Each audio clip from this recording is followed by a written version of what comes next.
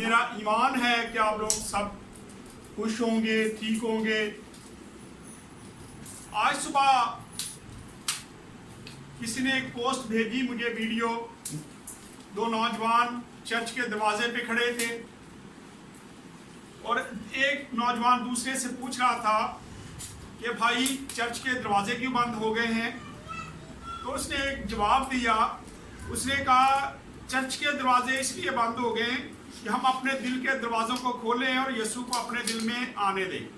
और हकीकत में ये वक्त है कि हम अपने दिलों को खोल दें, खुदा के आगे झुक जाएं, उससे इल्तिजा करें, उससे फरियाद करें, अपने गुनाहों को मान लें। हम गुनाहगार हैं, कोई कह नहीं सकता कि मैं गुनाहगार नहीं हूँ। आए खुदा के जिंदा कलाम में से आज सीखते हैं थोड़ी देर के लिए। मेरे साथ निकालें पहला यूहन्ना पहला बाब और उसकी 8 ऐसे मैं पढ़ूंगा। पेज नंबर है 280। पहला यूहन्ना पहला बाब और उसकी 8 ऐसे मैं पढ़ने लगा हूं। 280 नंबर पेज है। यहां पे खुदा के जिंदा कलाम में कुछ इस तरह मरकूम है, अगर हम कहें कि हम बेगुनाह हैं तो अपने आप को फरेब देते हैं और हम में सच्चाई नहीं। खुदा के जिंदा कलाम का पढ़ा और सुना जाना हम सब के लिए बरकत का वसीला बने। यहाँ बड़ी खूबसूरत बातें हैं। आज हम जब अक्सर मैं बाहर निकलता हूँ, मैंने मास्क पहना होता है और जब मैं लोगों को मिलता हूँ बगैर मास्क के होते हैं, लोग मुझे देख के हंसते हैं कि ये तो पास्टर है, इसको ये भी डर रहा है। तो ये डरने की बात नहीं, ये खुदा के कलाम की बातें, खुदा खुद ही ये सारी बातें बताता है। और सबसे बढ़कर मेरा ईमान शायद बहुत बड़ा होगा, मैं दावा नहीं करता, क्योंकि मेरा ईमान है कि खुदा का रूह हर वक्त मेरे साथ रहता है। जब मैं, ये तो कोरोना वायरस आज आया है, मैं 8 साल से खिदमत कर रहा हूँ। 8 साल में मैंने बहुत सारे विद्रोहों को निकाला, खुदावन का शुक्र है, खुदावन ने मुझे इस्तेमाल किया। बहुत सारे बीमार हमारे चर्च से ठीक होके गए। और मैं अक्सर लोगों को बताता हूँ कि जब पास्टर साहबान जो सर पे हाथ रख के दुआ करते हैं, चले मैं आपके साथ भी शेयर करता हूँ इस बात को।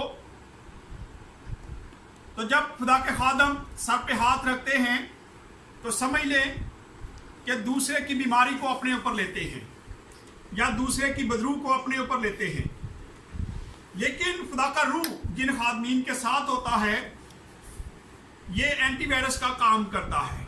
जैसे आप एक कंप्यूटर से दूसरे कंप्यूटर में डाटा लें तो आप अपने कंप्यूटर में एंटीवायरस रखते हैं और जब डाटा केबल लगाई जाती है तो आपका जो कंप्यूटर है वो दूसरे के कंप्यूटर को फौरी तौर पे स्कैन करना शुरू कर देता है। यूएसबी को या मोबाइल को जिसमें एंटीवायरस होगा वो उसको स्कैन करेगा और जितने वायरस आएंगे वो बता देगा और वो उसको ख़त्म कर देगा और आपका कंप्यूटर जो है वो सेफ हो जाएगा। और दूसरे की यूएसबी या मोबाइल जो है, जो आपने लगाया होगा किसी का, वो भी सेफ हो जाएगा, उसके वायरस भी सारे ख़त्म हो जाएंगे। इस तरह दोनों चीज़ें जो है वो बच जाती हैं। इसी तरह खुदा के खादम जो हाथ रख के दुआ करते हैं, खुदा का रूह जो है वो उनके अंदर काम करता है और वो वैसे ही काम करता है जैसे एंटीवायरस काम करता है। जब खुदा के खादम किसी के सर पे हाथ रख के दुआ शुरू करते हैं तो खुदा का रूह जो है वो फौरी तौर पे काम करना शुरू कर देता है और उन वायरस को, उन चीज़ों को पकड़ना शुरू कर देता है।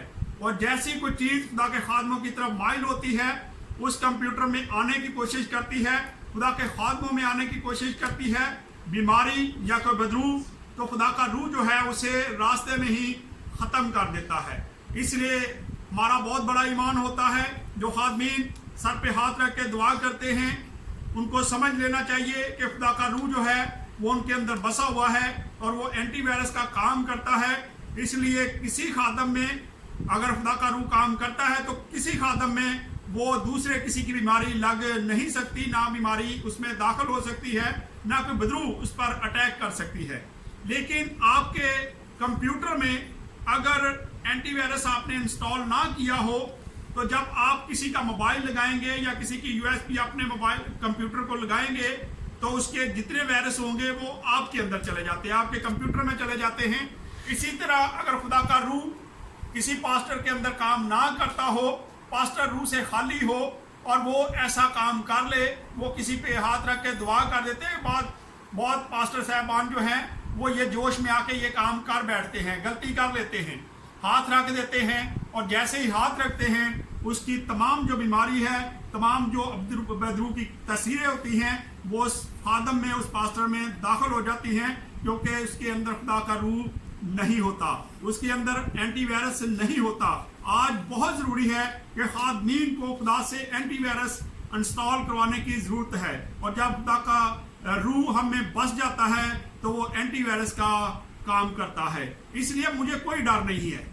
आज और रात को मेरे साथ कुछ लोग फैमिली में बात कर रही थी, एक फैमिली ने रात को मेरे साथ बात की लेट नाइट, तो बहन ने कहा कि पास्टर साहब सिर्फ आप नज़र आ रहे हैं, हमारे अपने जो पास्टर साहब हैं वो तो हमें कह गए कि जब तक ये ख़त्म नहीं होगा कोरोना उतनी देर मैं आपके घर में या आपके इलाका में नहीं आऊँगा, ना मैं चर्च खोलूँगा, ना मैंने आना है।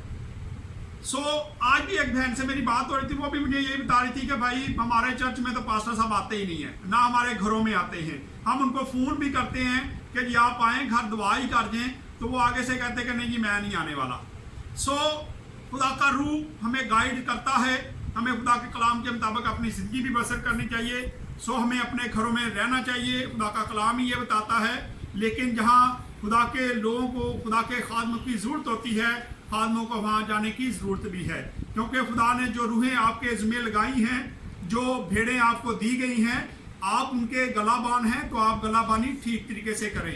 ये नहीं कि आपकी भेड़ें जो हैं वो परेशान हैं और आप अपने घरों में बैठे हैं कि कहीं हमें कोरोना वायरस ना हो जाए। इसलिए हमें डरने की ज़रूरत नहीं है, लेकिन फ़क्त इस वक्त ज़रूरत है कि हम खुदा के कलाम के मुताबिक अपनी ज़िंदगियों को चेंज करें, अपने गुनाहों को मान लें, क्योंकि हम गुनाहगार हैं। यहाँ हमने अभी पढ़ा है, दोबारा से मैं पढ़ने लगा हूँ, अगर हम कहें कि हम बेगुनाह हैं तो अपने आप को फरेब देते हैं और हम में सच्चाई नहीं है। खुदा का कलाम बताता है कि अगर हम ये कहें कि हम गुनाहगार नहीं हैं तो हम अपने आप को फरेब देते हैं। हम कहें कि जी मैं कहूँ मैं गुनाहगार नहीं हूँ तो मैं अपने को फरेब दूंगा, हालांकि मैं बातों बातों में गलतियाँ हम करते रहते हैं। और हम ये कहें कि हम तो गुनाहगार नहीं हैं, हम में गुनाह नहीं है, तो हम अपने आप को तो फरेब देते हैं और साथ साथ हम खुदा से छुपा रहे होते हैं। हम लोगों को साबित करते हैं कि हम तो गुनाहगार नहीं हैं, लेकिन इस तरह हम अपने आप को फरेब देते हैं। और फिर आगे लिखा है फरेब देते हैं और हम में सच्चाई नहीं है। और हम में सच्चाई नहीं है तो हम कैसे आज़ाद हो सकते हैं, जबकि खुदा का कलाम बताता है कि फक्त सच्चाई पर कायम रहो तो सच्चाई तुमको आज़ाद करेगी। और अगर हम अपने गुनाहों को मान लेंगे तो सच्चाई से अगर हम खुदा से कहें कि खुदा मैंने ये गुनाह किया है, खुदा मैंने गाहे बगाहे गुनाह किए हैं, खुदा तू इनको माफ़ कर दे, तो सच्चाई हमको आज़ाद कर देगी। इसलिए बहुत ज़रूरी है कि हम अपने गुनाहों का इकरार करें। और खुदा की मर्जी भी यही है कि इस वक्त खुदा चाहता है कि हर बशर जो है, हर पास्टर, हर मनाद, हर फैमिली, हर घराना इस वक्त खुदा के हजूर झुके और खुदा से कहे कि खुदा मैं अपनी गलती को मान गया हूँ। और जब हम अपनी गलतियों का इकरार करेंगे तो खुदा हमें माफ़ भी कर देगा। और आगे लिखा 9 आयत में, अगर अपने गुनाहों का इकरार करें तो वो हमारे गुनाहों को माफ़ करने और हमें सारी नाराज़गी से पाक करने में सच्चा और आदर है। लेकिन अगर हम अपने गुनाहों का इकरार नहीं करेंगे तो फिर खुदा हमारे गुनाहों को माफ़ भी नहीं करेगा। जब हम किसी का गुनाह कर देते हैं, हमसे कोई गलती हो जाए, बच्चों से कोई गलती हो जाए, तो अपने माँ बाप से वो कहता है कि मेरे बाप अपने अबू से कहेगा या माँ से कहेगा कि आज मुझसे ये गलती हो गई है, तो उसके माँ बाप कहते हैं कि ठीक है दोबारा ये गलती ना करना। इसी तरह जब हम अपने गुनाहों का इकरार करेंगे, खुदा से कहेंगे कि ऐ बाप हम गुनाहगार हैं, हमने गुनाह किए हैं, हम बातों बातों में गुनाह कर जाते हैं और खुदा तू हमें माफ़ कर दे, तो वो हमें माफ़ करने में सच्चा और आदर है, वही माफ़ कर सकता है। लेकिन जब हम अपने गुनाहों का इकरार करेंगे उस वक्त वो माफ़ करेगा। अगर हम अपने गुनाहों का इकरार नहीं करेंगे तो फिर वो हमें माफ़ भी नहीं करेगा। अगर हम उससे छुपाएंगे तो हम अक्सर बात करते हैं कि एक गुनाह को छुपाने के लिए बहुत सारे झूठ बोलने पड़ते हैं, एक झूठ को छुपाने के लिए बहुत सारे झूठ बोलने पड़ते हैं। इसी तरह अगर हम खुदावं के हुजूर में आते हैं और सच्चाई से उससे बातचीत नहीं करते तो हम हीले वसीले ढूंढते हैं, लेकिन खुदा दिलों और गुर्दों को जानने वाला खुदा है। वो हर चीज को जानता है, उसे पता है कि किसने कौन सा गुनाह किया है। कई गुनाह हम ऐसे कर बैठते हैं जो हम भूल चुके होते हैं, लेकिन जब हम उनका भी इकरार करेंगे कि खुदा जो हम गुनाह कर चुके हैं हमें याद भी नहीं है, खुदा जो हम कर चुके हैं तो हमें वो भी माफ कर दे, तो खुदा वो भी गुनाह हमें माफ कर देगा। और फिर आगे 10 आयत को पढ़ते हैं तो यहाँ पे लिखा है, अगर कहें कि हमने गुनाह नहीं किया तो उसे झूठा ठहराते हैं और उसका कलाम भी हमें नहीं है। अगर हम में खुदा का कलाम नहीं है तो हम ये कह सकते हैं कि हम तो गुनाहगार हैं नहीं, हमने तो कोई गुनाह नहीं किया। और अगर हम ये कहें कि हम गुनाहगार नहीं हैं तो फिर खुदा का कलाम बताता है कि हम खुदा को भी झूठा साबित करते हैं, क्योंकि कोई इंसान कामिल नहीं है। कोई इंसान ये नहीं कह सकता कि मैं गुनाहगार नहीं हूँ।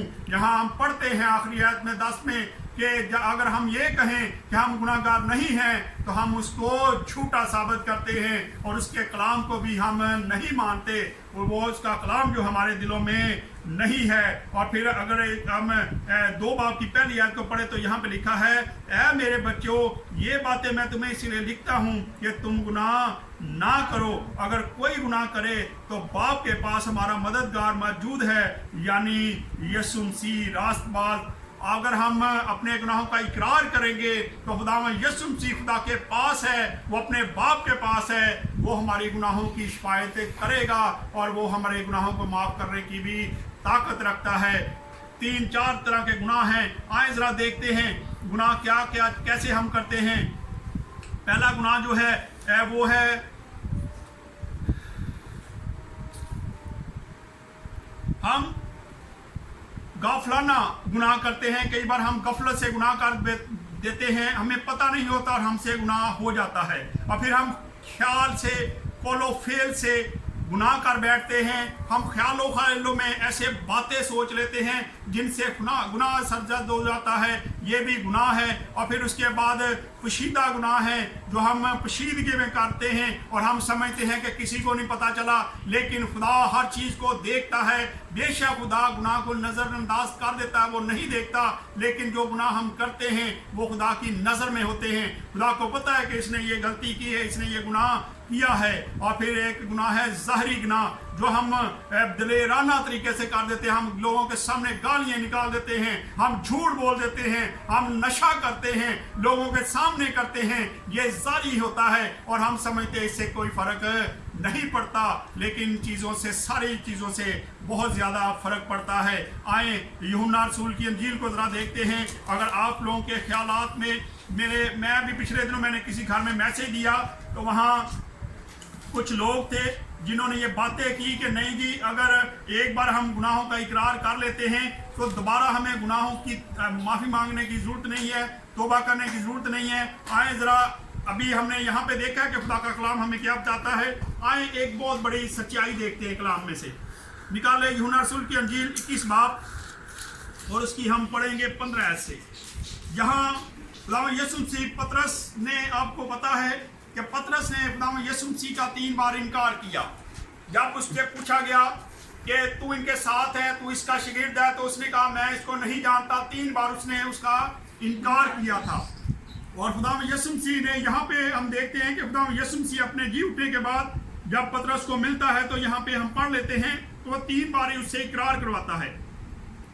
यहाँ से हमें पता चलता है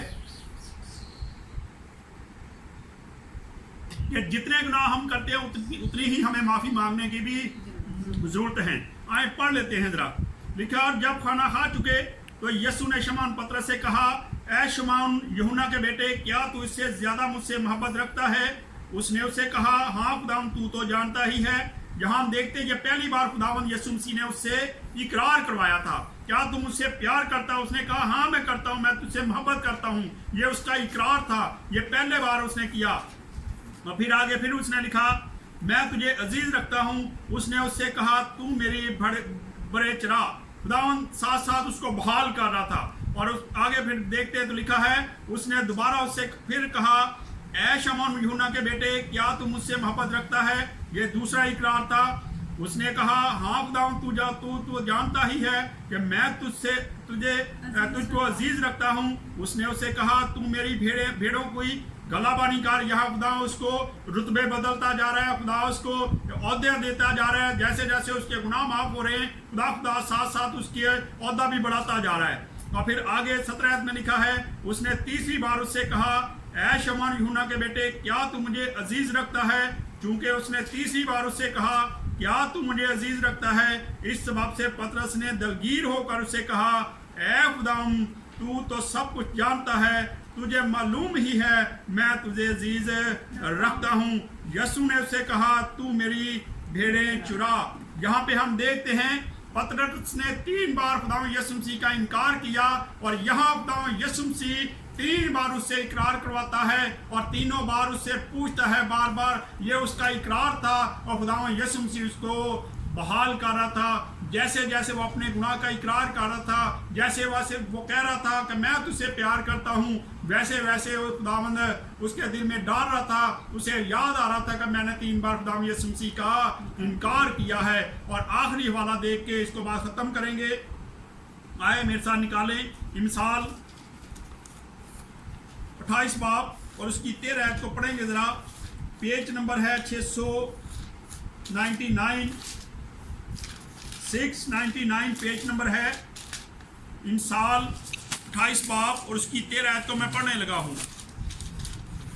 बड़ी खूबसूरत आयत है ये। यहां पे लिखा है, जो अपने गुनाहों को छुपाता है, जो अपने गुनाहों को छुपाता है कामयाब ना होगा, लेकिन जो उनका इकरार करके उनको तर्क करता है, उस पर रहमत होगी।